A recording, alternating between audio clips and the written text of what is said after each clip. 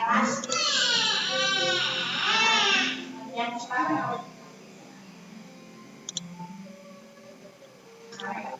assalamualaikum warahmatullahi wabarakatuh. Pada kesempatan ini kita akan membahas tentang kebutuhan terhadap agama. Apakah benar manusia itu membutuhkan agama atau tidak? Maka insya Allah pada kesempatan ini kita akan membahas bersama-sama. Mudah-mudahan kita semua mendapatkan sebuah pencerahan.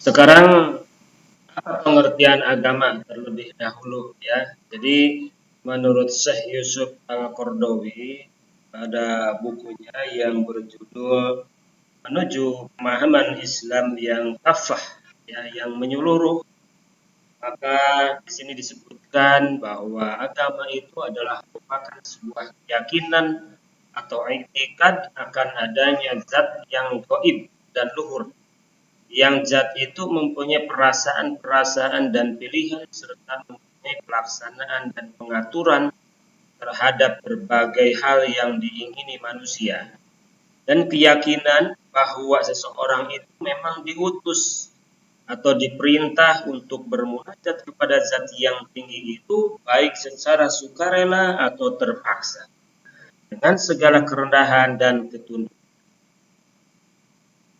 Maka oleh karena itu agama yang disebutkan oleh Yusuf ini tentu adalah agama yang memiliki Tuhan. Tapi kalau kita perhatikan, ketika ada salah seorang pakar pendidikan yang katakan bahwa agama itu berasal daripada Sangsekerta, yaitu A dan agama, A itu tidak, gamma itu bergerak jadi tidak bergerak alias diam di tempat. Ini jangan-jangan agama itu tidak harus ada Tuhan ya, tetapi harus ada sesuatu yang diikuti baik secara terpaksa ataupun secara sukarela. Baik itu yang disampaikan, yang diimaninya, yang diyakini itu suatu zat atau suatu keadaan termasuk tatanan hukum adat pada tempat tersebut. Maka oleh karena itu agama Islam memandang hanya dua sebetulnya, yaitu kepercayaan kepada Allah dan kepercayaan kepada selain Allah, baik mengatasnamakan agama ataupun tidak, baik memiliki Tuhan ataupun tidak. Karena sebetulnya esensi ajaran agama Islam itu hanya menyuruh kepada Tuhan yang satu, yakni Allah Subhanahu wa ta'ala. Tidak ada yang lain. Jadi perbedaannya hanya iman kepada Allah dengan yang tidak iman kepada Allah Subhanahu wa ta'ala, hanya itu. Tetapi nggak apa-apa, di sini berbagai macam pakar boleh dan sah-sah saja menyampaikan hal-hal yang pernah ditemukannya. Selanjutnya, agama mana yang benar? Nah, ketika kita lihat bahwa satu sama lain agama menyatakan bahwa dirinya lah yang paling benar, bahwa dia memiliki agama yang paling benar. Sebetulnya ya sah-sah saja begitu ya, silakan, tetapi tentunya harus ada fakta dan data, atau paling tidak argumen yang bisa disampaikan dan bisa diterima. Jadi semua agama bisa saja ya mengatakan bahwa agamanya adalah benar, tapi apakah ada klaim langsung dari zat yang diimani tersebut? Jadi benar ataupun tidak harus ada klaim khusus daripada zat yang diimaninya. Kalau tidak, berarti salah kita. Kenapa kita harus mengimani dia, sementara dia pun tidak mengakui dirinya Tuhan dan tidak mengarahkan harus percaya terhadap apa yang dia yakini ya. Sementara agama Islam yang jelas zatnya, yakni Allah Subhanahu wa taala, zat yang diimaninya. Ini secara langsung mengklaim bahwa agama yang benar itu adalah agama Islam. Seperti tercantum pada Quran surat Al-Kafirun ayat 6 umpamanya, a'udzubillahi minasyaitonir rajim, lakum dinukum waliyadin. Nah, ini mohon maaf, lakum dinukum kapnya kurang mim ya. Lakum dinukum waliyadin, untukmu agamamu dan untukku agamaku. Ini memang tersirat makna toleransi beragama ya. Agama Islam itu rahmatan lil alamin, penyantun penyayang kepada seluruh alam, sehingga menghargai agama apapun, tetapi bukan berarti agama Islam tidak boleh disampaikan. Agama Islam tetap harus disampaikan, silahkan mau diterima ataupun tidak, tetapi insya Allah kalau orang yang benar-benar menggunakan akal sehatnya akan menerima. Dan masuk Islam itu harus ikhlas, tidak boleh paksaan ya.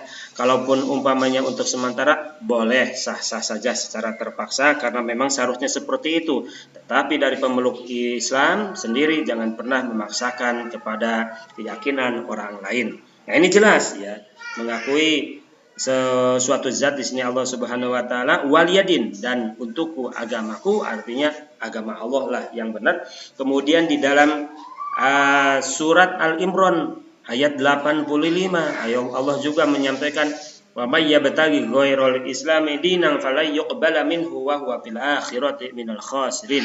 Barang siapa yang mencari selain agama Islam, maka dia itu adalah termasuk sesuatu keyakinan yang tidak yukbala ya, yang tidak diterima. Kemudian ada juga Quran surat Al-Imran ayat 19 yang berbunyi, Inna dina indallahil islamu, sesungguhnya agama di sisi Allah itu adalah agama Islam. Ini menurut kata siapa? Menurut dan kata Allah Subhanahu wa taala, zat yang diakuinya. Beliau langsung mengklaim, mengakui. Ya, benar apa tidak? Ya, tentu kita harus mengakui kebenarannya karena yang ngomong bukan manusia, bukan makhluk yang suka lupa, suka salah. Ini zat yang diimaninya. Gitu. Oke. Kemudian apakah nabi-nabi terdahulu juga Islam? Gitu kan. Jangan sampai ketika ada orang yang mengatakan apa harus Islam, padahal nabi-nabi terdahulu juga tidak Islam. Mana buktinya? Kalau ada buktinya ya silakan, kalau mau itu pun.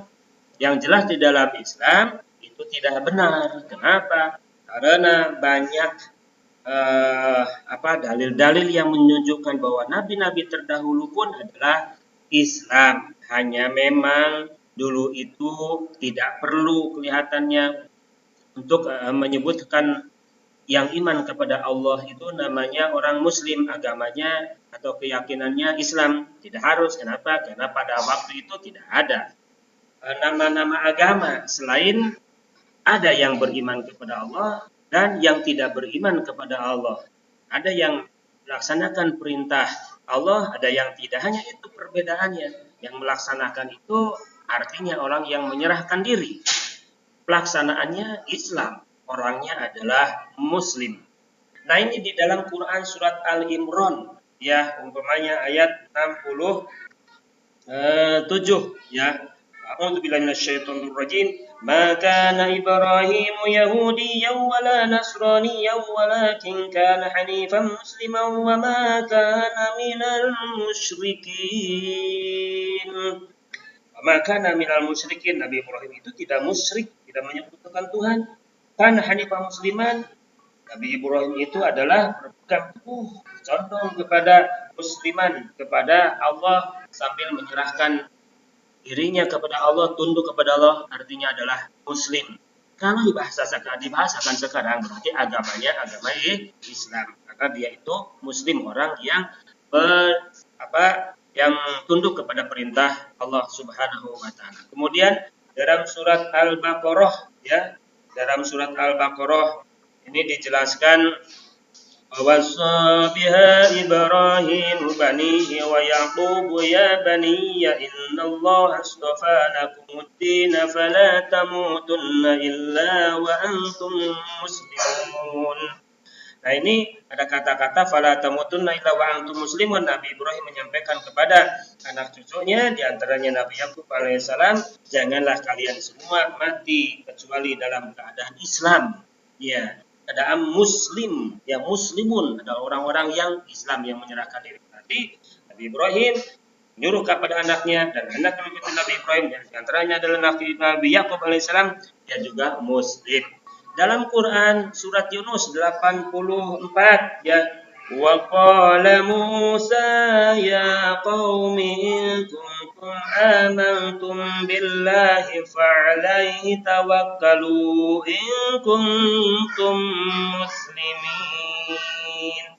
Nah ini Kangjeng Nabi Musa alaihissalam menyuruh kepada kaumnya, ya jika kalian beriman kepada Allah maka bertawakallah jika kalian muslimin. Muslimin ini adalah kalau tadi muslimun, sekarang muslimin artinya sama, orang-orang yang Islam yang menyerahkan diri. Artinya Nabi Yunus dan pengikut serta kaumnya juga adalah kalau berkeyakinan beragama adalah Islam. Hanya ada yang menyerahkan diri, ada yang tidak.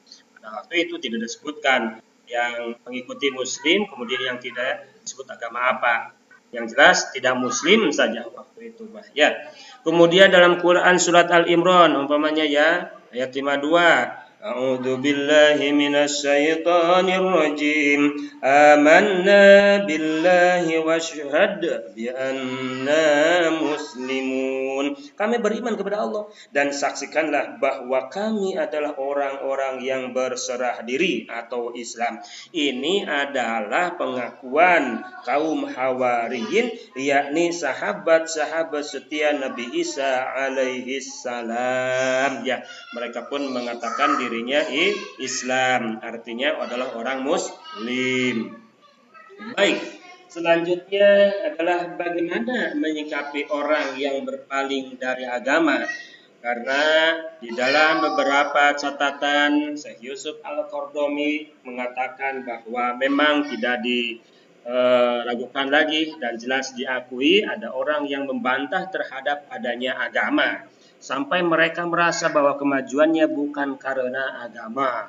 Nah, benar atau salah ya perhatikan saja ya sejarah yang mengatakan benarnya itu yang mana. Nah, ternyata dalam catatan sejarah ini mengajarkan bahwa tidak ada satu masyarakat pun yang diterima dan dikenal di permukaan bumi, melainkan mereka itu bersandar pada dasar-dasar agama, bahkan kaum penyembah berhala sekalipun seperti orang-orang Mesir kuno dan Yunani itu mereka sama memiliki agama, walaupun kemudian agama tersebut bukan seperti agama Islam, yakni agama paganisme, yaitu yang mempercayai berhala-berhala, benda-benda mati ya. Tetapi mau tidak mau ini adalah sebuah fakta bahwa manusia itu butuh agama. Hanya kemudian agama yang mana yang paling benar itu adalah tantangan-tantangan sendiri untuk mencari kebenaran mana yang paling benar, mana yang paling baik. Kemudian kenapa ada kemudian orang yang mengaku bahwa kemajuannya bukan karena agama? Ya karena mungkin saja itu sumber-sumbernya tuh hilang, fakta-faktanya hilang, peninggalan-peninggalannya tidak terkuak bahwa ternyata sebetulnya mereka maju itu karena ada sebuah motivasi, dorongan daripada agama, daripada sebuah keyakinan. Ya, dan insya Allah untuk agama Islam itu akan selalu terjaga keasliannya. Inna nahnu nazzalna dzikra wa inna lahu lahafidin. Ini janji Allah insya Allah ya. Sesungguhnya aku telah menurunkan Al-Quran dan akulah yang menjaganya. Para mufasir banyak yang menafsirkan bahwa keaslian agama Islam itu khususnya Al-Quran ini akan tetap dijaga. Maka jangan heran ketika Islam itu adalah rahmatan lil alamin. Ya, selalu menjaga kehormatan, selalu menjaga perdamaian. Tetapi kalau ada orang yang menghina, orang Islam itu akan tiba-tiba beringas. Kenapa? Karena mungkin ini salah satu sikap yang tiba-tiba diberikan oleh Allah, diturunkan oleh Allah kepada orang tersebut untuk menjaga keaslian daripada Al-Quran. Baik diterima ataupun tidak, paling tidak Allah sudah menjaga keaslian daripada agama Islam ini, yakni adalah yang sumbernya Al-Quranul Karim.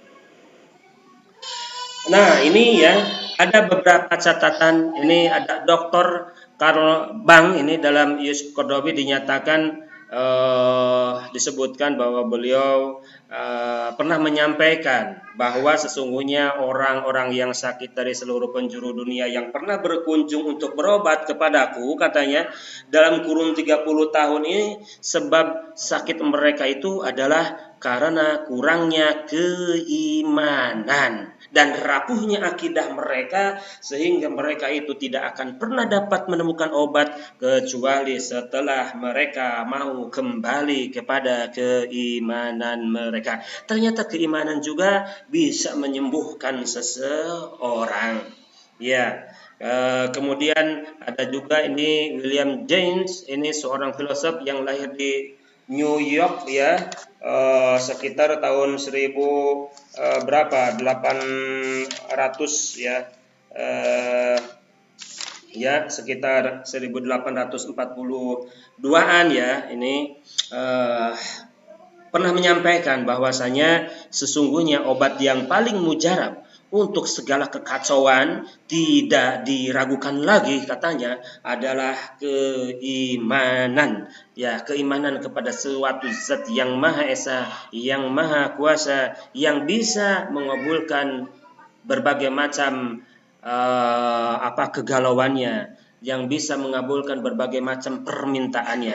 Tentunya bagi orang yang sehat akan meminta sebuah perdamaian dan kedamaian baik secara lahir maupun secara batin, maka kemudian pasti tidak akan ada kekacauan di dalam dirinya, di dalam lingkungannya, termasuk di dalam lingkungan masyarakat berbangsa dan bernegara.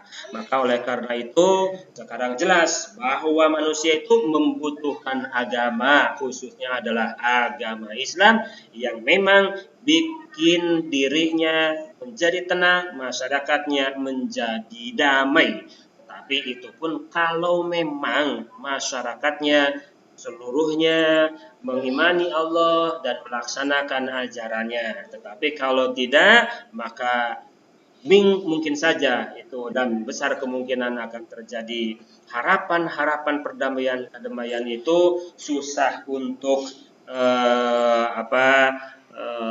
dibuktikan untuk terjalin ya. Tetapi mudah-mudahan dengan adanya agama Islam yang rahmatan lil alamin ini selalu menjaga toleransi, maka agama apapun yang penting memiliki nilai kebaikan paling tidak, maka ini yang perlu dipertahankan ya. Terima kasih atas segala perhatiannya, mohon maaf atas segala kekurangannya. Sampai di sini dulu, mudah-mudahan kita disehatkan, diselamatkan dan panjang usia, amin ya rabbal alamin. Wassalamualaikum warahmatullahi wabarakatuh.